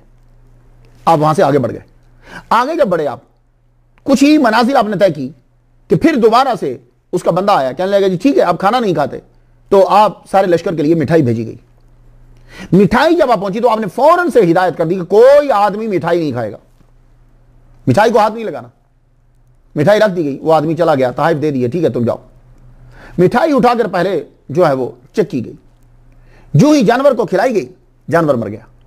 जानवर मरा तो आपने कहा सारी मिठाई जो है वो इसको 12 से चेक करो। चेक किया गया, पता चला तमाम मिठाई के अंदर जो है वो जहर मिला दिया गया। आपने कहा फौरन शिव को तलाश करो, ये शिवकन कहां है, पकड़ो इसे। पता चला रावल के अंदर है। रावल को घेरे में ले लिया गया। चाहिए तो यह था कि अपनी गलती को तस्लीम करता और माफी मांगता, लेकिन मुकाबले पे आ गया। जब मुकाबले पे आया तो गिरफ्तार हो गया, हार गया। एक वली कामिल को तबाह करना चाहता है तो कैसे जीतेगा। तो कब्जे में जब आ गया, कब्जे में आया तो चूंकि बड़ा मसला था तो गजनी के अंदर पूरी रिपोर्ट मुसलसल भेज दी गई। तो सलार मसूद गाजी रहमतुल्लाह अलैह खुद काहेलर की तरफ बढ़े और वहां आपका शानदार इस्तकबाल किया गया, क्योंकि आपके वालिद गिरामी तो पहले से ही वहीं थे, काफी अरसा वहां गुजरा। तो सुल्तान महमूद गजनवी रहमतुल्लाह अलैह, आपका लेटर पहुंचा कि मैं सोमनाथ की तरफ बढ़ रहा हूं, तो आप लोग भी सब जो है वो वहां पहुंच जाओ। आप सोमनाथ की तरफ बढ़े। अब जब से कभी सोमनाथ का और सुल्तान महमूद गजनवी रहमतुल्लाह अलैह का हवाला नाम लिया जाता है, तो मैं आज के अखंड भारत और अजीम जमहूरियत के लोगों से मैं ये कहना चाहता हूं कि पहले जरा सोच लो, क्योंकि आज की भी अखबारों में आते रहते हैं जो सियासतदान है ना, वो सियासत इस तरह चमकाते हैं। नहीं भाई, ऐसा नहीं करो। उस दौर की और हालत थी और आज के दौर की, आज 2015 जा रहा है, वो 1001 था, 1026 के करीब था। तो वो 1026 है, ये 2015 है, तो बड़ा फर्क है ना भाई, बीच में कितने सैकड़ों साल हैं। तो वो तमाम राजा जो थे जिन्होंने 3 बार पहले 3 लाख फौज के साथ हमला किया था गजनी के ऊपर, अब उन्होंने सब लोगों को, सारी माओं को, बच्चों को, सबको ये कहा घर में एक एक बंदा सिर्फ छोड़ो, अपने जेवरात सबके सब जो है वो दे दो। भाई ये तबलीग चल रही थी ताकि इसको तबाह कर दिया जाए।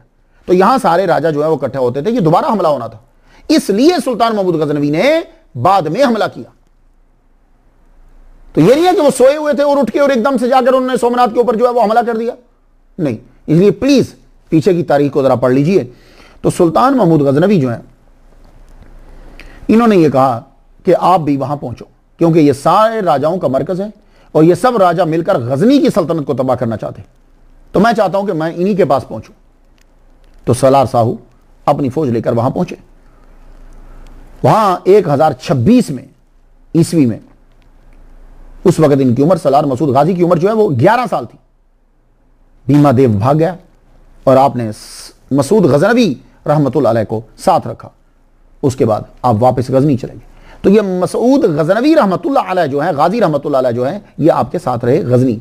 वहां कुछ अरसा कयाम किया। कयाम करने के बाद गजनी से फिर दोबारा आपने कहा कि जाओ अब काहेलर, आप तुम चले जाओ वापस, जहां तुम्हारे वालिद गिरामी है, वहां चले जाओ। तो सलार मसूद गजनवी गाजी कुछ अरसा गजनी मामू के पास रहने के बाद वापस इंडिया आ गए। साथ 2 हाथी हैं, चंद इराकी घोड़े हैं और सैकड़ों फौजी और भेज दिए। अब अपने वालिद गिरामी के पास काहेलर पहुंचे। एक रोज अपने वालिद गिरामी से अर्ज करने लगे, अब्बा हुजूर, आप मुझे इजाजत दे दीजिए कि मैं तबलीग के लिए निकल जाऊं, तबलीग के लिए उन इलाकों में जाऊं कि जिन इलाकों के ऊपर महमूद गजनवी मेरे मामू की जो है वो हुकूमत है। वहां जाकर मैं उन्हें इस्लाम के बारे में बताऊं, क्योंकि सिर्फ ला इलाहा इल्लल्लाह मोहम्मद रसूलुल्लाह कबूल कर लेना या बादशाह का मुसलमान हो जाना ये काफी नहीं होता, कि जब तक कि तबलीग आगे ना की जाए। तो मुझे इजाजत दे दीजिए, मैं इन इलाकों में जाता हूं। तो उस दौर में क्या था, ये लाहौर का पूरा इलाका कागजी तौर पर, कागजों के अंदर, ये सुल्तान महमूद गजनवी के अंडर था। मुल्तान का इलाका जो है ये सुल्तान महमूद गजनवी के अंडर था। अजमेर का इलाका जो है ये सुल्तान महमूद गजनवी के अंदर था। इसके अलावा बहुत सी छोटी छोटी कले जो थे, ये कले ही तो रियासत होते थे, ये कले जो हैं वो अतात कबूल कर चुके थे। तो उनका मैं वहां जाता हूं, मैं तबलीग करता हूं, जो मैंने अपने उस्ताद से सीखा मैं आगे फैलाऊं। लेकिन आपके वालिद गिरामी सलार साहू रहमतुल्लाह अलैह कहने लगे नहीं बेटे अकेले नहीं जाओगे, तुम अकेले नहीं जाओ, तुम अपने साथ कुछ बंदे लेकर जाओ। कहा बंदों की जरूरत क्या है, मुझे मुल्तान, सिंध, दिल्ली, लाहौर इन्हीं राजाओं ने तो अतात की है, मैं जाऊंगा। लाहौर का सबसे बड़ा राजा आनंदपाल है, वो राजा जयपाल का बेटा है, तो राजा जयपाल ने तो 2 दफा अतात कबूल की है, तो अब भी वो कागजी तौर पर बाजगुजार, हुकूमत तो अपने मामू की है। कहने लगे नहीं बेटे बात तो ठीक है, लेकिन खतरा फिर भी है, हो सकता है कि तुम्हारे ऊपर हमला किया जाए और तुम्हें तबलीग ना करने दी जाए। क्यों?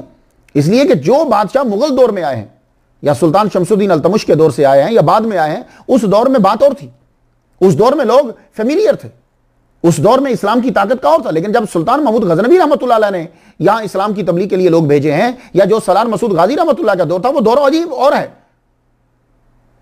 ये इसी तरह समझ लीजिए कि जो मक्के का दौर है तबलीग करने का और जो मदीने का दौर है, मुखालफत तो दोनों जगह पे है, लेकिन दोनों दौर में अदवार में फर्क है।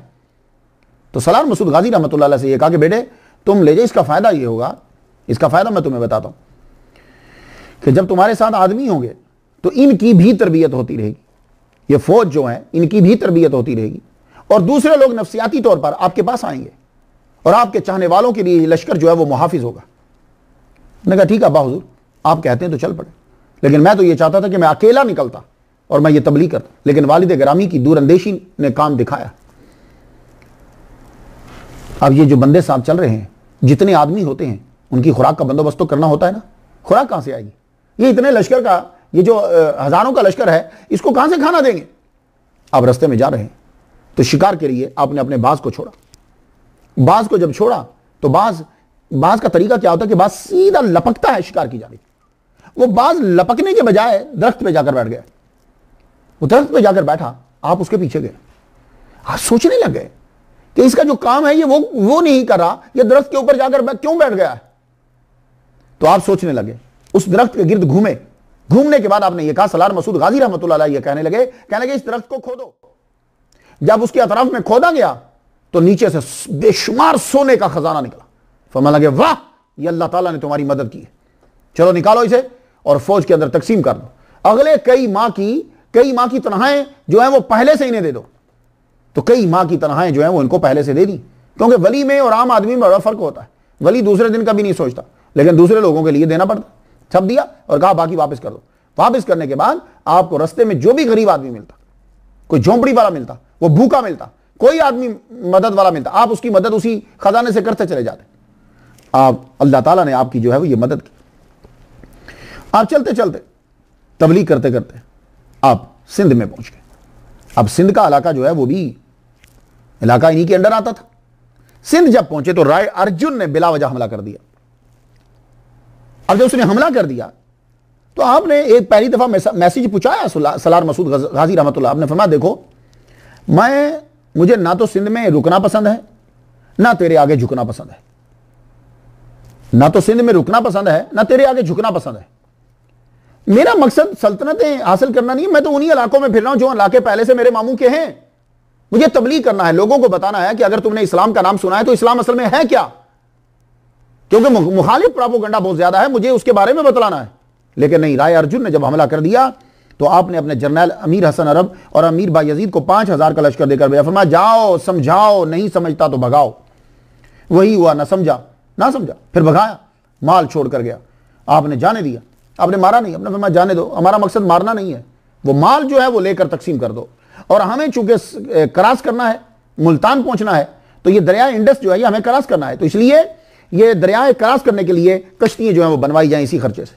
तो कश्तियां बनवाने के लिए लोगों आपने कुछ देर कयाम किया, दरिया जो है वो क्रॉस किया, क्रॉस करने के बाद फिर आप मुल्तान पहुंच गए। अब ये मुल्तान जो है ये 1006 में हजरत महमूद गजनवी रहमतुल्लाह अलैह ने इसे फतह कर लिया था 1006 के अंदर। तो गोया के ये आदमी अगर कोई एतराज करे कि मसूद सलार गाजी रहमतुल्लाह अलैह, सलार मसूद गाजी रहमतुल्लाह अलैह जो है वो सल्तनतों पर कब्जा करने के लिए लश्कर लेकर निकले हैं, तो ये मुल्तान तो 1006 में हो चुका है, 1006 में। और इसी तरह ये जो लाहौर है ये 1001 में, उन इलाकों में ये सिर्फ तबलीग करने के लिए फिर रहे हैं। इसलिए मैं सियासतदानों से गुजारिश करना चाहूंगा और उन सौ लोगों से भी जिनके यहां पूरी तारीख नहीं पहुंची, ये उन्हीं इलाकों में फिर रहे हैं जो इलाके पहले से सुल्तान महमूद गजनवी की फौज कर चुकी है। ये फतह करने के लिए नहीं कर रहे, ये तो सिर्फ बताने के लिए कि भाई देखो इस्लाम असल में ये है। तो आप जब मुल्तान पहुंचते हैं, अब मुल्तान में हिंदुओं और करामिता ने मिलकर आपको तंग करना शुरू कर दी और आपने समझाया देखो राजा से बोलो मेरा मकसद तलवार चलाना नहीं है, कब्जा जमाना नहीं है, सिर्फ इस्लाम फैलाना है। तुम सब लोग आगे आगे से ही बाज गुजारो। मेरे मामू सुल्तान महमूद गजनवी को तुम पहले से ही बाज गुजार थे उनके, मगर उसने भी फौज हमला कर दी। उसने कहा शायद कब्जा करना चाहते, उसने हमला जब किया तो अब देखो जब सर पे पड़ती है तो दर्द तो होती है, हाथ तो फिर उठता है। फिर हाथ उठा, लेकिन ये हाथ दिफा के लिए उठा। ये वहां से भागा, बहुत सामान छोड़कर भागा। वो सामान आपके हाथ लगा, आपने कुछ लश्कर को दिया, कुछ आपने वहीं मुल्तान के लोगों में बांट दिया। मतलब लगे जाओ ये लो। अब जब वो मुल्तान में थे तो मौसम बरसात शुरू हो गई। मौसम बरसात का मौसम मैंने मुल्तान में देखा है। अभी मुल्तान भी मैं गया हूं, मेरे दोस्त होते हैं अख्तर शाह साहब। इफ्तिताह था एक मस्जिद का, तो प्राइम मिनिस्टर सैयद रजा शाह गिलानी, उनके साथ मेरी तकरीर थी, पाकिस्तान के जो प्राइम मिनिस्टर थे पहले। बहुत खूबसूरत इलाका लगा मुझे मुल्तान का। तो मुल्तान के इलाके में अब बारिश हो गई। जब बारिश शुरू हुई, वहां गर्मी बहुत पड़ती है, बारिश हुई तो 4 माह तक सलार मसूद गाजी रहमतुल्लाह अलैह ने क़याम किया। अल्लाह अकबर जल्ला शाह। मुल्तान से फिर अजूदन की तरफ चले सलार मसूद गाजी। अजूदन जो है उसको आज के दौर में उसे पाक पतन कहा जाता है, और यह बाबा फरीदुद्दीन गंजे शक्कर रहमतुल्लाह अलैह की जगह है। अल्लाह अकबर जल्ला शाह। आपकी वजह से वो पाक होगी, पाक पतन। तो यहां आपने 1 साल क़याम फरमाया है, जहां बाबा फरीदुद्दीन गंजे शक्कर रहमतुल्लाह अलैह का मज़ार पुरअनवार है। 1 साल सलार मसूद गाजी रहमतुल्लाह। मैंने वहां 2 दफा ज़ियारत की है। अब मैं उस पर तकरीब भी मैं कर चुका। यहां से फिर आप दिल्ली की तरफ रवाना हो, तो आपने जो राउट इख्तियार किया वो ये था, रास्ते में भटिंडा आता है। भटिंडा रियासत पटियाला में रुके। मेरे दोस्त हैं, हमारे सुनने वाले हैं, वो लाल सिंह जी हैं। तो उनसे मैं आज पूछ रहा था, मैं कह रहा था ये भटिंडा आपसे कितनी दूर है? तो कहने लगे खैरियत है पीर जी। मैं नहीं, वैसे ही पूछ रहा हूं, लेक्चर में बयान करना है। तो भटिंडा जो है रियासत पटियाला में रुके, और ये इलाका भी महमूद गजनवी के अंडर था। अब देखिए आप ना, आप ये नहीं कह सकते कि ये कैसे वली कामिल है ना, नहीं, ये एक जबरदस्त मुबल्लिग है। उस दौर के अंदर ये जरूरत थी। अगर फर्ज कर लो सलार मसूद गाजी रहमतुल्लाह अलैह आपका हेलर के अंदर बैठ जाते या कनौज में बैठ जाते, बैठ कर बाद के आने वाले औलिया कराम का तरीका अपनाते, तो बहुत मुश्किल हो जाता। आपको उस दौर में तबलीग जो करना थी वो ये ड्यूटी थी आपकी। और औलिया कराम की ड्यूटी तरीका बदलता रहता है, ये बात याद रखिएगा। अब्दाल हैं 300 औलिया, 40 अब्दाल, 7 उताद, 5 अक्ताब, 1 कुतुब आलम। तो आप क्या समझते हो ये एक ही जगह पे बैठे होते हैं? नहीं, इनकी ड्यूटीज लगती हैं। कोई कहीं एक चश्मे ज़दन में कोई कहीं पहुंच जाता है, कोई कहीं पहुंच जाता है, और हर एक की ड्यूटी जो है वो डिफरेंट होती है। ये बात याद रखिएगा। कुछ अजीब सा लगेगा कि आपको कि हम सुनते आ रहे हैं कि एक वली कामिल एक ही जगह पे बैठ जाता है। नहीं, ये वो दौर और था। उस दौर में वली इस तरह तबलीग करेंगे कि वो किसी पर अटैक नहीं करेंगे, लेकिन दिफा जरूर करेंगे। ये भी एक दौर आ जाता है। तो सलार मसूद गाजी रहमतुल्लाह अलैह उनमें से एक है। तो ये इलाका जो है महमूद गजनवी रहमतुल्लाह के अंडर था। आपने 1007 में इसे फतह किया था। ये भटिंडा रियासत पटियाला जो है, और रियासत अलौर आती है रस्ते में। यहां सलार मसूद गाजी रहमतुल्लाह अलैह ने तबलीग करी। अब आप देखिए कि अगर ये एक जगह पे बैठ जाते, यहां जब आपने तबलीग की तो यहां की सारी कौम जो है, राजपूत कौम जो है, वो इस्लाम लाई। उनके हाथ में बरकत के लिए एक झंडा होता था। आपने झंडा अता फरमाया उनको। वो झंडा आपके खानदान के अंदर जो है, वो राजपूतों के अंदर वो झंडा रहा। ये मेवाती जो है, म्यू जो है, मेरे वालिद ग्रामी के भी बहुत सारे मुरीद हैं। जातो टिब्बी के अंदर हैं हाफिज साहब, वो चौधरी थे, वो सारे वाली साहब के वो काफ़ी मुरीद हैं वहाँ भी। मैं जाता हूँ, उनकी जुबान जो है वो मेवाती, वो म्यू जो है। तो इस कौम के पास सलार मसूद गाजी रहमतुल्लाह अलैह का झंडा होता था बतौर तबरुक। और यहां बहुत से इलाका जो है वो आपसे मौसूब है, आपकी निस्बत से। सालारपुर, थाना गाजी, ऐसे इलाके हैं रस्ते में। सुल्तान महमूद गजनवी रहमतुल्लाह अलैह का विसाल की खबर जो आई रस्ते में, आप जब तबलीग करने के लिए जा रहे हैं तो 421 हिजरी में आपको इतला मिली कि सुल्तान महमूद गजनवी रहमतुल्लाह अलैह का विसाल हो गया, आपके मामू का विसाल हो। हिंदुस्तान के राजाओं को तो बड़ी खुशी हुई। ज़ाहिर है उन्होंने 3 बार पहले हमला किया था, गजनी में कामयाब नहीं हुए, फिर इन्होंने हमला किया तो यहाँ काफ़ी इलाके हो गए थे। यहाँ के हिंदुस्तान के जो राजा थे उन्हें बड़ी खुशी।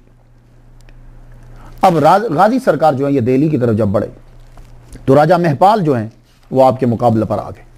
एक लश्कर जर्रार लाकर खड़ा कर दिया। हजरत महमूद गजनवी पे गुस्सा था, निकाला भांजे के ऊपर। 40 दिन तक वक्फे वक्फे से आपके ऊपर हमले होते रहे और आपके लश्कर को जो है वो जो चंद हजार पर मुश्तमिल था उसको घेर लिया गया, आपको आगे जाने नहीं दिया जा रहा। आपने काफी कहा, देखो मैं ऐसा, मेरा मकसद बिल्कुल हरगिज़ नहीं है कि मैं तेरी दहली पे कब्जा करना चाहता हूं, मैं तो यहां रुक के या तबलीग करते हुए मैं आगे जाना चाहता हूं। और ये इलाके जो हैं ये मेरे मामू के कब्जे में थे, उन्होंने फतह किए, तुम उनके बाजगुजार थे। लेकिन नहीं, सलार सैफुद्दीन, बख्तियार मीर इज़्ज़ुद्दीन, मलक दौलत शाह और रजब सालार ये भी आपके साथ आकर मिल गए।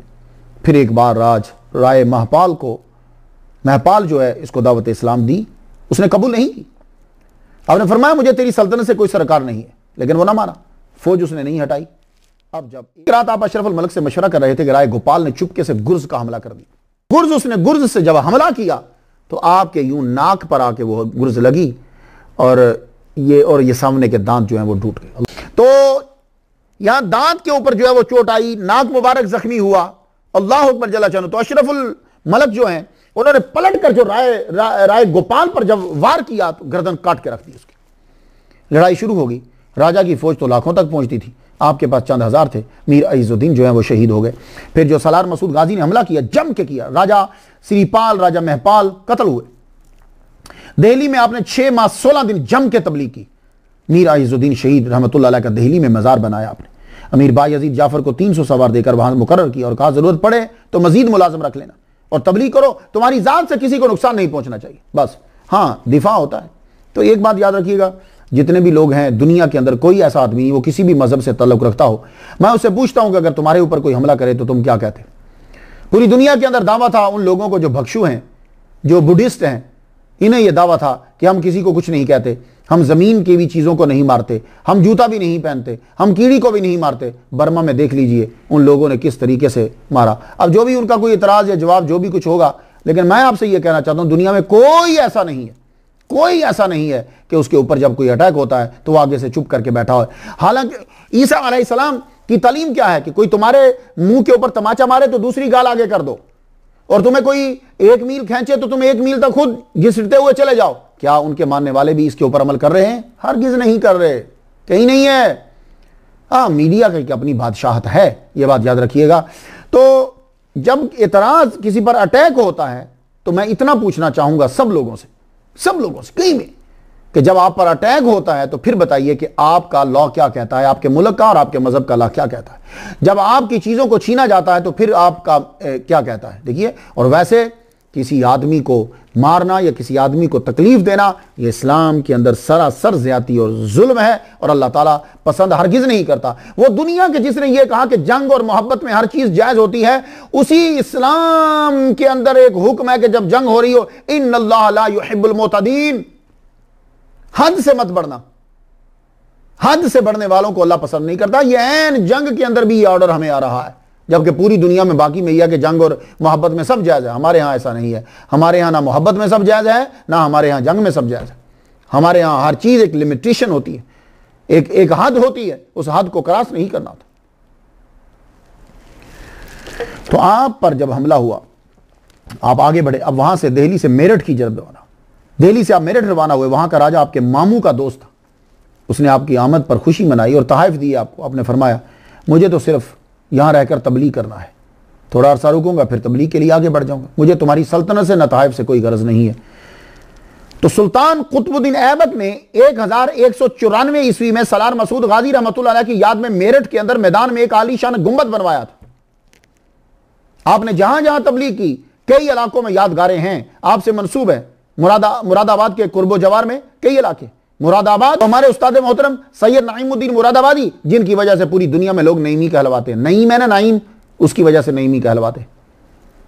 मुरादाबाद के कुर्बो जवार में कई इलाके आपकी तरफ मंसूब है। और मेरठ इस वजह से भी पूरी दुनिया में मशहूर है कि वहां एक अजीम हस्ती आला हजरत अजीमुल बरकत शाह रज़ा खान बरेलवी रहमतुल्लाह अलैह के खलीफा, आपके शागिर्द, एक दुनिया का अजीम स्कॉलर मुबल्लिग हजरत अल्लामा मौलाना अब्दुल अली मेरठी सिद्दीकी रहमतुल्लाह अलैह, जो शाह नूरानी रहमतुल्लाह के वालिद गिरामी।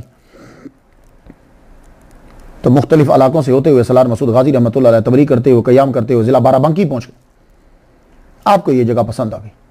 अभी कुछ रोज ही गुजरे होंगे कि राजा कड़ और राजा मानिकपुर से कासिद आया, आप यहां से कूच कर जाओ वरना हम राजा ऑफ बहराइच के साथ मिलकर आपको मिटा के रख देंगे।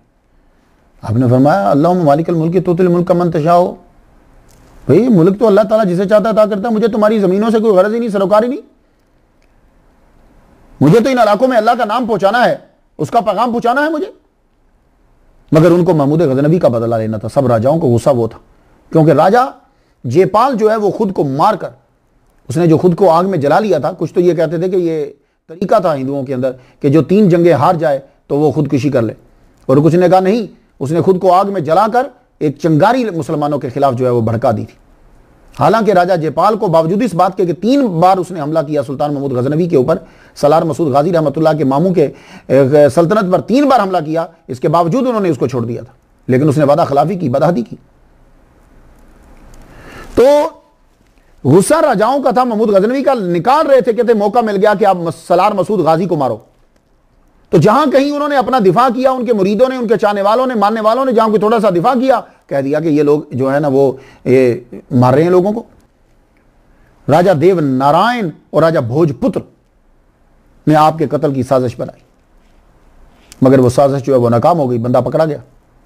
वो बंदा जो है वो पकड़ा गया, उससे खत निकला, तो साजिश नाकाम हो गई। मगर यहां आपको एक खबर जो पहुंचती है, आपकी वालिदा माजिदा हजरत सुल्तान महमूद गजनवी रहमतुल्लाह अलैह की बहन सतरे मोहल्ला का विसाल हो गया। आपका जस्ते अनवर जो है वो गजनी भेज दिया गया।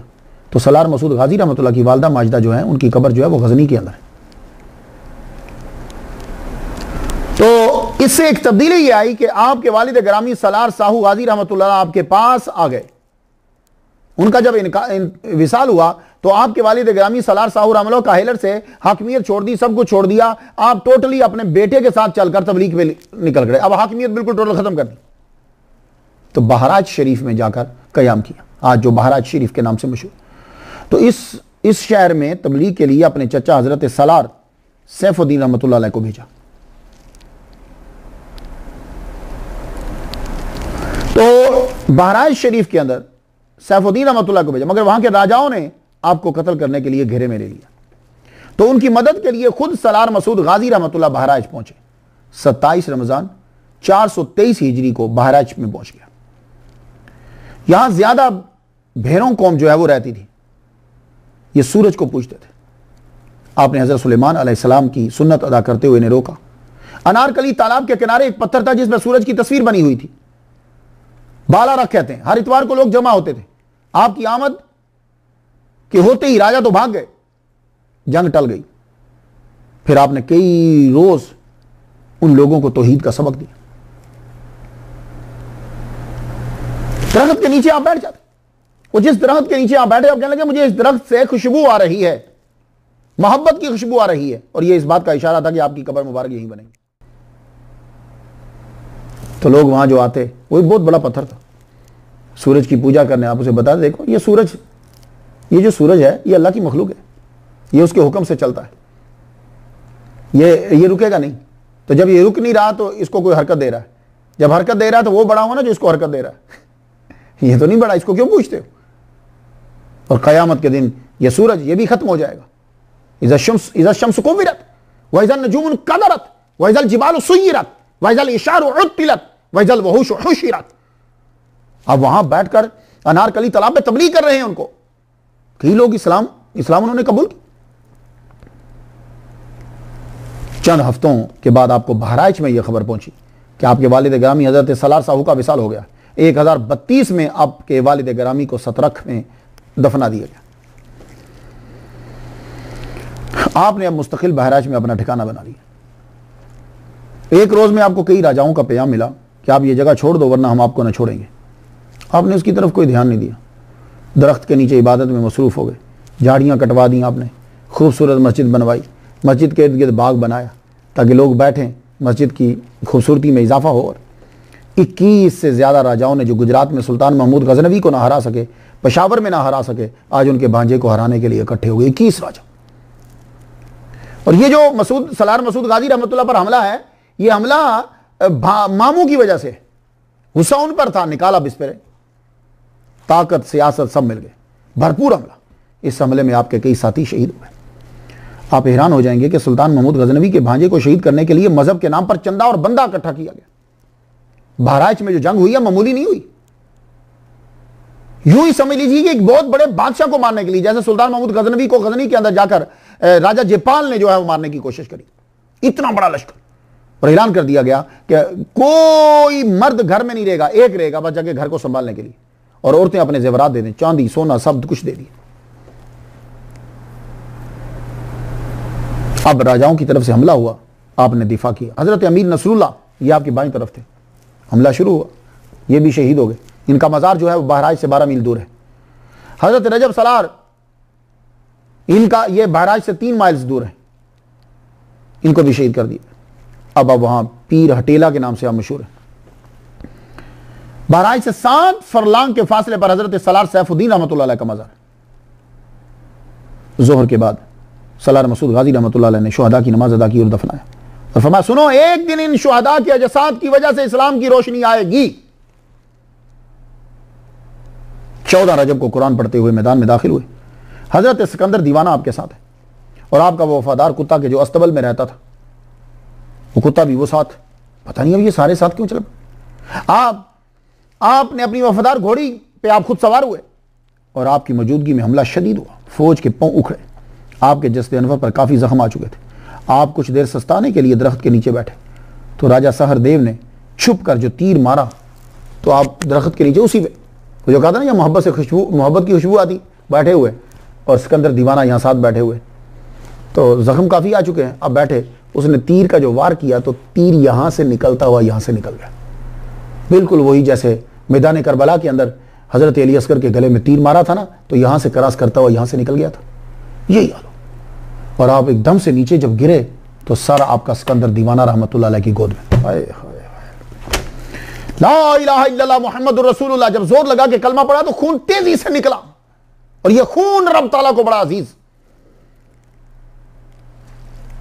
जान आपने अल्लाह के हवाले कर दी।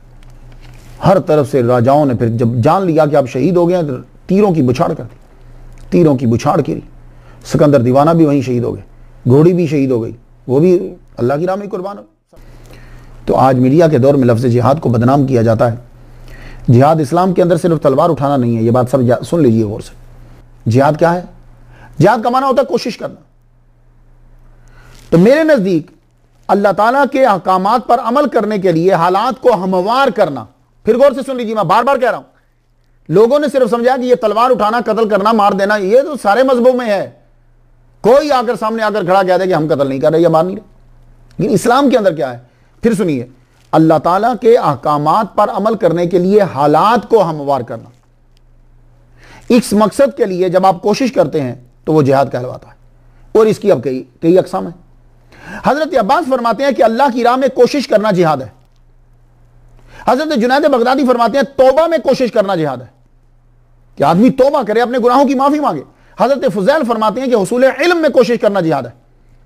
और बुखारी शरीफ में है, हज़रत सल्लल्लाहु अलैहि वसल्लम ने एक औरत से कहा कि तुम्हारा हज पे जाना यह जिहाद है, तो हज जिहाद हुआ। अबू दाऊद और तिर्मिज़ी शरीफ में एक शख्स जो यमन से आए थे कि या रसूलल्लाह मैं लड़ना चाहता हूं, तलवार चलाना चाहता हूं। आपने फरमाया तेरी अम्मी और अबू जिंदा हैं? अर्ज़ की या रसूलल्लाह। फरमाया कि जा वापस जाके उनकी खिदमत करते रहा, यही जिहाद है। तो माँ बाप की खिदमत करना यह जिहाद। और एक जगह हुजूर सल्लल्लाहु अलैहि वसल्लम ने फरमाया इन्ना आज़मल जिहाद कलिमतु अदलिन इंद सुल्तान जाहिर, खतरनाक मौके के पर सच्ची बात को कह देना यह भी जिहाद है। और नमाज के बारे में हुजूर ने फरमाया कि यह जिहाद अकबर है। रजाना मिन जिहादिल असगर इला जिहादिल अकबर, हम जिहाद असगर से पलटे हैं जिहाद अकबर की तरफ, यानी नमाज पढ़ने जा रहे हैं। तो मुसलमानों को पहले नमाज का हुक्म हुआ, यानी यह है जिहाद अकबर। मेराज के अंदर उन्हें जिहाद अकबर का हुक्म हुआ, यानी नमाज पढ़ो तुम। उसके बाद जब ये मदीना शरीफ में गए और इनका जीना दुभर कर दिया गया, इनको कत्ल करने की कोशिश की गई, इन पर जुल्म किए गए, इनके बंदों को मारा गया, इनको मार मार के इनका चलना दुश्वार कर दिया गया, इनके मालों पर कब्जा कर लिया गया, तो फिर यह हुक्म हुआ, इजाजत दी गई उन लोगों को कि अब तुम अपना दिफा करो बिअन्नहुम ज़ुलिमू, इस वजह से कि जुल्म किए गए हैं। उज़िना लिल्लज़ीना युक़ातलूना बिअन्नहुम ज़ुलिमू। बस प्लीज देखिए कि आप खुद से स्टडी करें, मुसलमानों में और दूसरी कौमों के अंदर दुश्मनी मत डालिए। सारी दुनिया में काम सेम ही हो रहे हैं, तो बिला वजह क्यों दुश्मनी डालें। लोग ये एतराज़ करते हैं कि हज़रत सलार मसूद गाजी रहमतुल्लाह अलैह ने तलवार जो है वो क्यों उठाई, ये एतराज़ करते हैं लोग। अब ये है कि सुल्तान सलार मसूद गाजी रहमतुल्लाह अलैह के साथ क्या हुआ, आपके साथ बंदे क्यों रहते थे, तो आप समाप्त कर लीजिए। इमामुद्दीन आपके मुबल्लिग थे, मानिकपुर में आपने भेजा इनको, मानिकपुर में, तो मानिकपुर में भेजा तो आपकी 6 बेटियों की इज्जत लूटने के लिए सारे लोग आ गए। आपने अल्लाह ताला से ये कहा कि अल्लाह ताला ज़मीन फाड़ दे और मुझे जगह दे। इस वक्त कोई मुसलमान नहीं जो मेरी मदद कर सके। वो 6 की 6 बेटियां ज़मीन के अंदर चली गई और आप भी चले गए।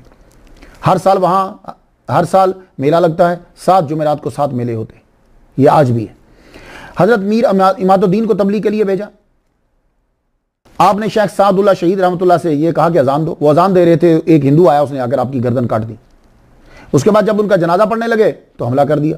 आपने नमाज छोड़कर जब दिफा किया, भाग गए, फिर नमाज पढ़ने लगे, सारों को आगे मार दिया, शहीद कर दिया। ये सलार मसूद गाजी रहमतुल्लाह के साथ हो रहा है। मियां मुबारिज आपने इनको भेजा दरियाए भकला के अंदर के किनारे पे तबलीग के लिए, उनको शहीद कर दिया गया। हजरत मलिक बख्तियार को कानौर में भेजा, वहां उन लोगों ने इनकी गर्दन काट दी। हजरत अमीर हसन महूना में है, तबलीग के लिए भेजा, आपकी गर्दन काट दी गई, शहीद कर दिया गया।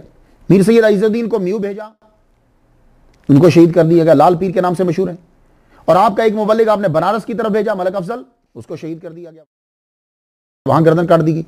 हजरत मलिक अमर और तुगरल आपको भेजा गया, शहीद कर दिया गया।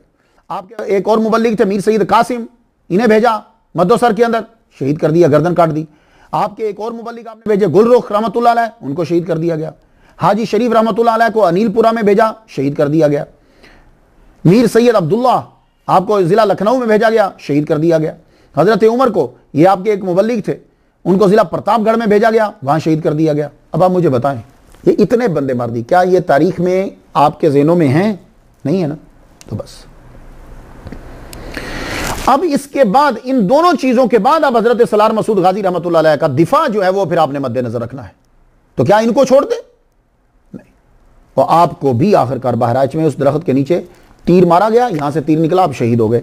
शहीद जब हुए तो आपकी शहादत की खबर जो है वो पहुंची, वो किस तरह पहुंची? सैयद इब्राहिम जो आपके उस्ताद मोहतरम थे, आपको जब खबर पहुंची तो ये रात के टाइम पहुंची। अब तहज्जुद में इतना रोए, इतना रोए, इतना रोए, इतना रोए, आप एकदम से आपको ऊँग आई। आंख जब लगी तो क्या देखते हैं कि सब्जा ही सब्जा है, और सलार मसूद गाजी शहीद रहमतुल्लाह अलैह तशरीफ लाए हैं, सब हर तरफ सब्जा, और आपके साथी भी आप साथ हैं। मैं आगे बढ़ना ही लगा हूं तो कहने लगे उस्ताद मोहतरम रुक जाइए, आप कल हमसे मिलेंगे आके। हमारा जिस्म और हमारा दीवाना सिकंदर जो है, उसका जिस्म देखो, ये हमारे साथी, उसकी कब्र हमारे करीब ही बनाना, और वो जो हमारी घोड़ी जो शहीद हो गई अल्लाह ताला की राह में, उसको भी मुनासिब जगह ढूंढकर उसको भी उसी इहाते में दफना देना। अल्लाह अकबर। चलो, अब क्या हुआ, सैयद इब्राहिम उस जगह पहुंचे, सबकी कबूर बना रहे थे, तो अपनी भी साथी बना ली अपनी भी साथी बना ली, पहले से तैयार कर ली, लेकिन लोगों के पैसे लेकर नहीं, अपनी कब्र तैयार करवाई, खुद ही तैयार कर ली, वो जमीन खोद कर। कुछ होता है ना, बंदे पहले ही से तैयार कर लेते हैं करोड़ों रुपया लगाकर कि हम यहां दफन होंगे, नहीं, वो कब्र जब जगह मिल जाए बस, मुझे कब्र जो है वो बना ली। अब फिर दोबारा आप जंग में शरीक हो गए, जंग में शरीक हुए आपने, आप पर हमला हुआ, आप भी शहीद कर दिए गए, आपकी कब्र जो है वो वहीं बनाएगी।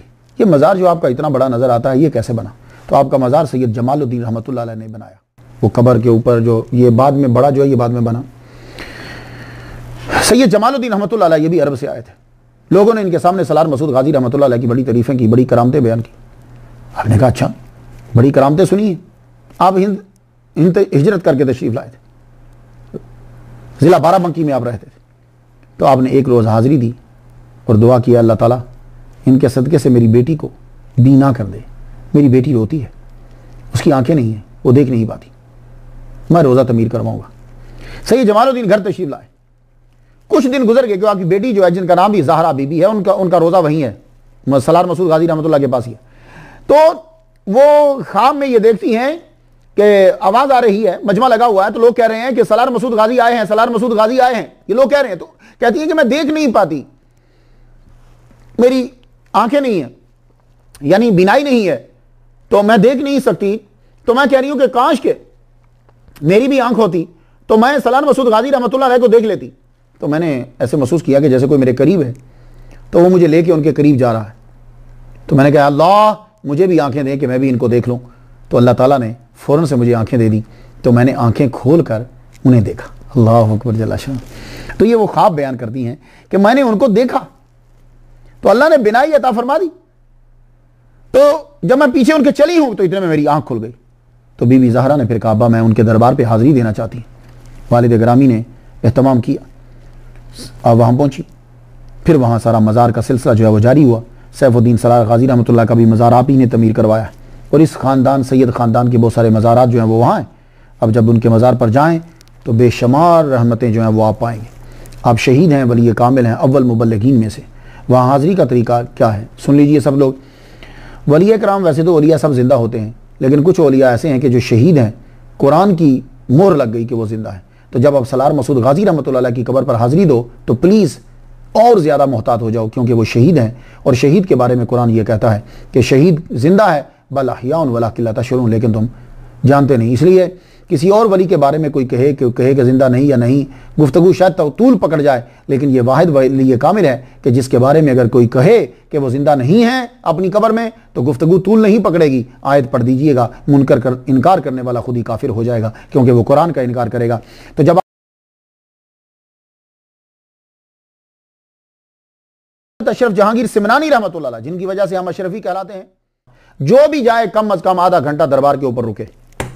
ये अशरफ जहांगीर सिमनानी रहमतुल्लाह ने फरमाया। और सबको बता दीजिए कि आधा घंटा सलार मसूद गाजी रहमतुल्लाह की कब्र अनवर के करीब जरूर रुके, पढ़ता रहे पढ़ता रहे पढ़ता रहे पढ़ता रहे। कहते हैं इसलिए कि वहां इतने दौरानिए के अंदर सैयदना हजरत खदिर अलैहिस्सलाम जरूर हाजिरी देते हैं। अल्लाह अकबर जल्ला शान। चलो अगर कोई पहचान ना सकेगा तो दामन की हवा तो पालेगा।